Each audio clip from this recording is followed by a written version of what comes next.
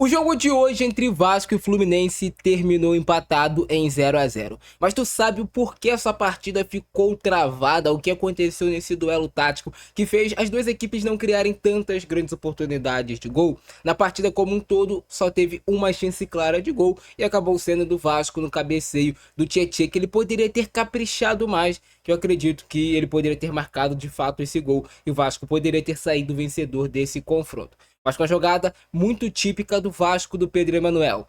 Bola pelo lado do campo e aí você busca ter essa superioridade numérica dentro da área. Com a infiltração dos volantes, com os meias vindo de trás, o Vasco preenchendo bem a área e acaba gerando essa grande oportunidade clara de gol. Mas vem para prancheta tática entender tudo que aconteceu nessa partida, porque o Pedro Emanuel fez muitas mudanças táticas no time do Vasco. E galera, esse foi o desenho tático hoje de Vasco versus Fluminense. E já dá pra vocês perceberem as mudanças que fez o técnico Pedro Emanuel. O Vasco vinha jogando ali em um 4-4-2 praticamente, era um 4-2-3-1, mas na hora de marcar, o Vasco marcava em um 4-4-2. Para essa partida contra o Fluminense, o Pedro Emanuel optou por preencher, por povoar mais o meio de campo. Então podemos dizer que ele jogou em um 4-4-1, em alguns momentos era um 4-3-3, na hora do Vasco marcar também, pressionando um pouco mais lá na frente, mas a ideia era ter esses três jogadores por dentro, o Ramon Rick, o Jair jogando no funil, nesse entrelinhas, como eu havia explicado para vocês lá no pré-jogo, e o Tietê jogando como esse outro volante. E assim ele teria um time mais preenchido no setor do meio de campo, que é onde o Fluminense costuma gerar vantagem contra os seus adversários. Então o Vasco marcou muitas das vezes nesse 4-1-4-1, quando jogava com bloco um pouco mais médio. Quando o Vasco avançava um pouco mais, poderia até ter um desenho de um 4-3-3 nessa marcação do Vasco, com esses três jogadores marcando no meio de campo, mas ele teve o Jair como esse primeiro volante, esse cara para proteger essa entrada da área e esse entre linhas, que é onde o Luciano Acosta do Fluminense costuma se sair muito bem. Então esse era o desenho do Vasco defensivo, e na hora de atacar, o Vasco também atacava basicamente dessa maneira, só que a diferença era que o Adson entrava para dentro, o David jogava como referência, mas com bastante mobilidade, ele não conseguiu fazer uma grande partida assim ofensivamente. O Andrés Gomes podia pisar um pouco mais para dentro, ou ter embates contra o Guga que rente em lateral, mas ele entrava um pouco mais para dentro quando o Cuiabano já estava ultrapassando, para entregar esse corredor aqui para o Cuiabano muitas das vezes. E aí o Fluminense, que havia começado jogando dessa forma aqui, o Fluminense veio em um 4-2-3-1, o Fluminense marcava o time do Vasco em um 4-4-2, onde sobrava John Kennedy e sobrava o Acosta. O Canóbio começou marcando aqui por esse lado, mas ele foi invertido rapidamente, trazendo o Savarino para o lado contrário. A ideia a princípio era frear um pouco as subidas do Paulo Henrique, mas depois o técnico Zubeldia acreditou que não era tão necessário assim e trouxe o Fluminense mais para sua configuração normal. O Fluminense joga com o Canóbio caindo mais por esse lado. O Canóbio não teve embates fáceis nesse jogo. O Cuiabano foi muito bem na parte defensiva e praticamente anulou ele. O Canóbio ainda teve algumas oportunidades, mas quando o Fluminense utilizava a bola longa. Mas o Vasco atacando era com essa configuração. E já dá para vocês perceberem que faltaria criatividade no meio de campo. Porque o Jair, que talvez é o jogador mais criativo, mais inteligente do Vasco, jogava muito atrás, jogava próximo dos zagueiros. Ele adiantava o Paulo Henrique, trazia o Adson para dentro e o Vasco tinha esse desenho. O Ramon Rick muito mal no jogo, acabou sentindo a partida. Depois ele até pede para sair no intervalo, mas não foi uma boa jornada de fato do Ramon Rick. E o Tietê no primeiro tempo não conseguiu ir tão bem.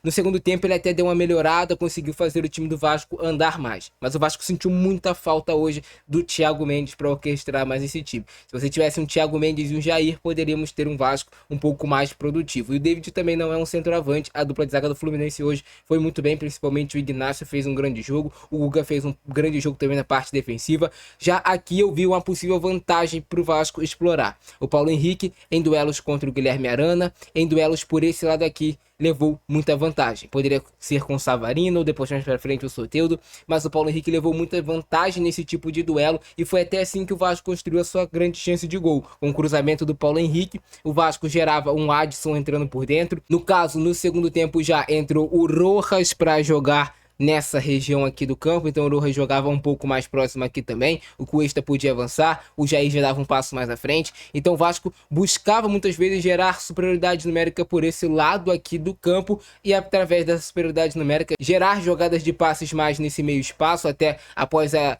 entrada do Nuno. Andreas Gomes vem jogar desse lado do campo, essa bola entra para o Andreas Gomes que ele faz uma finalização, então esse lado aqui pode ser um segredo para o Vasco sair vencedor. O lado direito de ataque do Vasco é um ponto frágil do Fluminense ali, eu achei, a marcação com o Guilherme Arana. Então esse era o desenho tático da partida.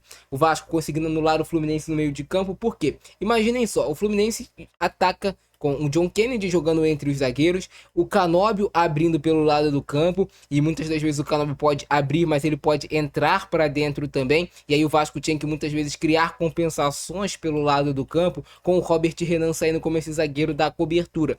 Por quê? Muitas das vezes o Andreas Gomes não conseguia acompanhar até o fim, ele tentava, mas nos lances que o Andreas Gomes não acompanhava, ultrapassava o Guga, ultrapassava o Canóbio, podia chegar o Hércules aqui para jogar, o John Kennedy se aproximava, então o Robert Renan tinha que criar compensações, acompanhando, por exemplo, o Canóbio, e isso é normal, cara, ele fica... Era um zagueiro para sair mais por essas coberturas do lado esquerdo, e o Cuesta um pouco mais fixo nesse momento aqui. Então acabou que não foi tanto uma dificuldade assim para o Vasco, porque o Vasco se virou bem na hora de criar essas compensações pelos lados do campo para acompanhar a marcação em cima dos jogadores do Fluminense. Interessante a gente continuar falando sobre o ataque do Fluminense. O Canóbio pode entrar para dentro, o Hércules povoou o meio de campo, o Acosta povoou o meio de campo com muita movimentação pelos dois lados, mas ele cai um pouco mais por esse lado aqui. O Savarino pode entrar para dentro para liberar corredor para o Guilherme Arana, mas o que acontece muito é um Arana construindo também por dentro e vindo gerar prioridade numérica, ou seja, tem um Martinelli. Então o Fluminense acabava povoando muito o corredor central, porque o Fluminense é um time que utiliza muito dinâmica de terceiro homem para quebrar a marcação dos adversários, para conseguir executar o seu jogo. Você vê em vários momentos quando o Vasco tentava subir a marcação, o Fluminense utilizava o terceiro homem. O Fluminense podia utilizar essa dinâmica de terceiro homem e quebrar essa marcação-pressão do Vasco. Então, quando o Vasco pressionava, talvez você hoje não viu o Vasco pressionando tanto, principalmente no primeiro tempo lá em cima, porque podia gerar espaço para o Fluminense correr atrás. O Fluminense tem uma qualidade para sair tocando lá de trás. Então isso foi um problema para o Vasco em muitos momentos. Outro problema que o Vasco teve hoje era quando o Fluminense marcava a pressão, encaixava a sua marcação-pressão e o Vasco tinha que ficar rifando bola lá para frente. O David não em si é um atacante alto, então não conseguia reter tantas bolas. Depois o Spinelli também não conseguiu reter. E em alguns momentos o Vasco estava rifando essa bola e devolvendo para o Fluminense. Mas no final das contas acabou sendo um jogo equilibrado. O Fluminense teve algumas finalizações perigosas, é bem verdade. No primeiro tempo teve um chute perigoso do Canóbio, teve uma bola um pouco perigosa também do Savarino, que o Léo Jardim consegue espalmar, mas na maioria das vezes era quando o Vasco não conseguia ter o encaixe perfeito no meio de campo, ou então quando o Fluminense conseguia escapar com essa bola longa nas costas da última linha do Vasco. Bola para o Canóbio, algumas ultrapassagens também do Guga, que era o lado de escape do Fluminense com essa bola um pouco mais longa quando o Vasco tentava subir um pouco o seu bloco de marcação. Mas essa ideia do Pedro Emanuel de ter o Jair aqui jogando nessa região do campo fez o Vasco ficar muito mais seguro na questão defensiva. O problema do Vasco foi na hora de criar, de atacar. O Vasco não conseguiu, até talvez por falta de talento, por falta de material humano, o Vasco não conseguiu criar e gerar tanto perigo ao gol do Fluminense. Foi um jogo muito morno. O Fluminense teve duas oportunidades ali, mas nenhuma tão clara assim. O Vasco teve uma grande oportunidade clara, que foi com o Tietê, mas que não saiu o gol. Mas o Vasco foi muito pobre ofensivamente. Isso explica-se mais pelas peças que o Vasco tem do que propriamente sobre o sistema tático do Pedro Emanuel. O Vasco precisa contratar, a gente sabe disso, precisa de atacantes, precisa de jogadores que façam gol, precisa no meio de campo de jogadores de maior criatividade, para que aí sim você possa cobrar, cara, do técnico também. Não existe 100 peças, né, cara, você fazer milagre. Mas eu gostei do jogo do Vasco taticamente, gostei das mudanças do Pedro Emanuel e o duelo tático tá travado entre as duas equipes. No segundo tempo, o Vasco pressionou um pouco mais, o Vasco conseguiu encaixar algumas marcações, o Vasco faz bastante isso, né? Por exemplo, o Fluminense está saindo jogando, o Vasco busca induzir a saída de bola, por exemplo, aqui do adversário hoje, que era o Fluminense, sair pelo lado que o Vasco quer, para aí sim depois o Vasco encaixar essa marcação praticamente homem a homem naquele setor, só que o Fluminense não caiu em todos esses tipos de marcação do Vasco. Quando o Vasco subia para encaixar, em alguns momentos o Fluminense conseguia inverter o lado rápido da jogada e aí liberava o corredor oposto.